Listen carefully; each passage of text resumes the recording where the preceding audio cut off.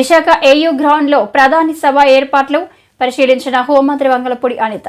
Police ఉన్నతాధికారులకు పలు సూచనలు చేసిన హోంమంత్రి వంగలపూడి అనిత కామెంట్స్. ప్రధాని మోదీ రాక కోసం ఆంధ్రప్రదేశ్ ఎదురు చూస్తుంది. ఏర్పాట్లు శరవేగంగా జరుగుతున్నాయి. వేల కోట్ల రూపాయలతో అభివృద్ధి పనులకు ప్రధాని శంకుస్థాపన చేయనున్నారు. పాయకరావుపేట నియోజకవర్గంలో బల్క్ డ్రగ్ పార్క్ శంకుస్థాపన చేయనున్నారు. ప్రధాని మోదీ గారికి ప్రత్యేకమైన ధన్యవాదాలు. ప్రజలు ప్రధాని పర్యటనను విజయవంతం చేయాలి. 2019 నుండి 2024 వరకు పాయకరావుపేటలో ఒక్క కంపెనీ కూడా రాలేదు. ఇప్పుడు bulk drug park, steel plant రాబోతున్నాయి.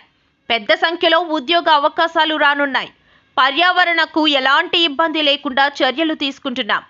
పార్కింగ్, ట్రాఫిక్ సమస్యలు రాకుండా జాగ్రత్తలు తీసుకుంటున్నాం.